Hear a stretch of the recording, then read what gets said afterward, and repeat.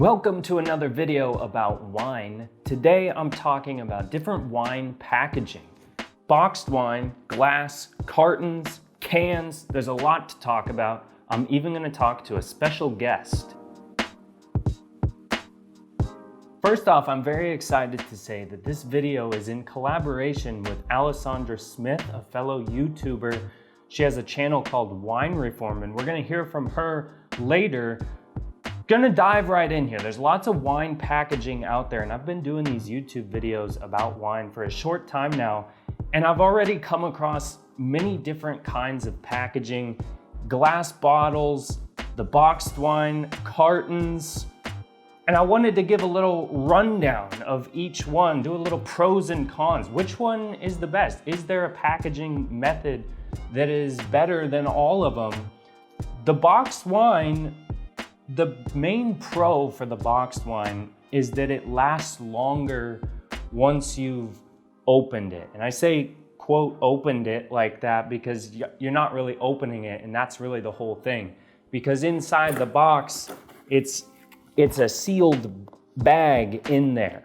And it's sealed so as you're using it, you're drinking from it, it's staying sealed in the bag, less exposed to oxygen, so it's gonna last longer.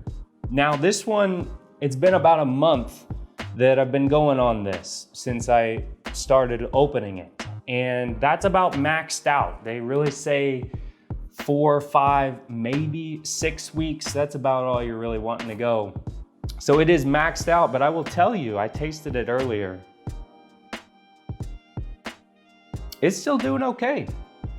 Tastes all right, doesn't taste bad or anything. I guess we'll find out later if I'm gonna die, but from a taste perspective, tastes all right, and that is more than a month after opening it. You gotta store it in a cool, dry place, but really, I mean, a month, that's pretty good compared to like a bottle, right? You open that up, you're gonna have to consume that within a few days, or else it's gonna go bad because it's gonna get exposed to the oxygen. So that's a pro for the boxed wine, being able to last longer once you've already opened it. On the flip side of that, it doesn't last long in terms of like aging. You can't age this for like 10 years. That's not gonna work because the oxygen will eventually get into that plastic bag in there. So if you can consider that a con, maybe that's a con for the boxed wine. For the cartons, maybe you would say this is also boxed wine. Some people call them Tetra Paks. Here in Italy, I think they call them brick wine. These guys, not that much different than the boxed wine. Probably not really any more pros for the carton wine. Cons, you don't get that same seal that you do in this bag in the boxed wine here, because I mean, once you open this, you gotta go for it. But this container is more portable for sure, so that's probably a pro. It's also more eco-friendly because it is more portable. It's more eco-friendly, especially in terms of transportation and shipping this. These are gonna be a lot easier to ship and transport versus these clunky old bottles here. So that is definitely a pro for these. They do talk about these being a lot more eco-friendly. So if you're into that kind of thing, that's definitely a big pro for the carton wine. Glass bottles, these are probably the gold standard, right? We all know glass bottles of wine, and I think that probably the best method, at least for the quality, you can age in a glass bottle because this is the most sealed. It's sealed in here with the cork. Air is not gonna get in here. If it's stored right, you could age these. I mean, people age wine for a really long time, and that's because it's sealed in there in the glass bottle.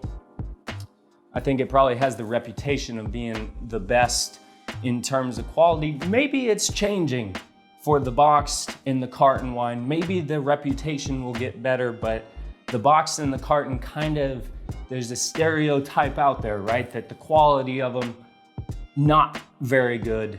So maybe that's a pro for the glass. It has a good reputation, and I think for good reason. You can definitely keep it sealed in there for a long time and it's not gonna go bad. There are other methods of packaging wine, one of them being cans, but unfortunately, I don't have access to cans here in Italy. For whatever reason, the canned wine is not a very popular thing. I know it's gaining popularity in the United States, which is where Alessandra Smith is gonna come in. I've looked at her YouTube channel and she's done videos on these before, so I wanted to get her take on canned wine. So let's go talk to Alessandra.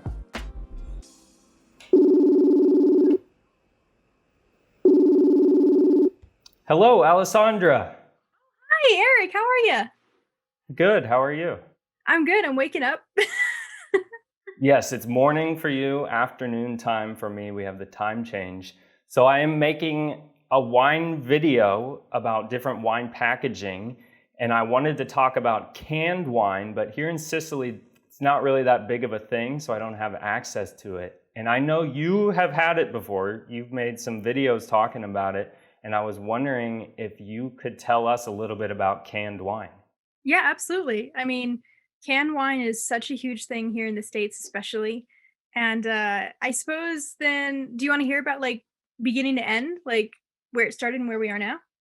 Yes, let's get a little history lesson. Okay, cool, because it's like really weird and you're not going to believe this. So, canned wine, it was actually first introduced during the First World War as part of the rations given to French soldiers. They were given what looked like gasoline cans full of wine, and the only thing that told you it was wine was the word vin stamped on the side. However, it wasn't until the 1930s when this became something that was available to the public. We were post-prohibition, post-depression, and producers wanted to do something fun and something innovative to really excite the public. And they saw that beer was being canned in this new metal canning technology, and winemakers thought, I want to get in on that. And so they gave it a go. A Campo winery in California and Vintinage were canning muscatel and fortified wines. However, the acid and the alcohol in these wines ate away the can lining and then interacted with the aluminum. And aluminum is not an inert vessel. Wine will interact with it, so this was a big no-no. About every decade during the 20th century, an American wine company would try to introduce canned wine again. In fact, in 1959, a rust-free aluminum was invented. So California ports and sherries and wine coolers like Ready Shot from Denver were canned once again. However, consumers still noted that it kind of had a tinny taste, so we hadn't really been able to completely prevent an interaction between wine and vessel. But you know, winemakers persisted, they really tried.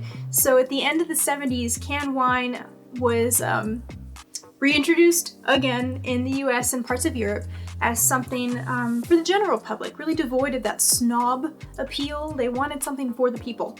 In fact, some of these canned wines even made it onto airlines and were served to passengers rather than the wine in a bottle. Unfortunately, it still had a metal taint, so if you were someone who knew what good wine was supposed to taste like, you're gonna taste that and you weren't gonna like it, and word got out. So it fell out of favor. Again, it wasn't until 2002 that things started looking up. That was a good year for canned wine. Francis Ford Coppola Winery started canning their wines, and they even introduced Sophia wines with little cans of bubblies. They're really cute. But this was also the year that Baroque's Winery in Australia got their patent for VinSafe technology. They had been working on this since about 1996, and they finally got it right. So Australian winemakers have been at the helm of a lot of wine innovation. I mean, we have them to thank for the wine casks, the box wine, the screw top. So this was just another like feather in their cap.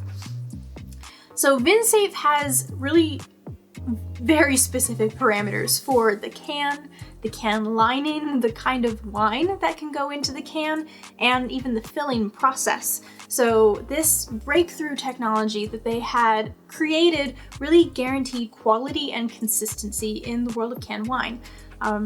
Unfortunately, canning secrets are guarded with more reverence than all that is sacred, so I can't really explain the exact science behind it.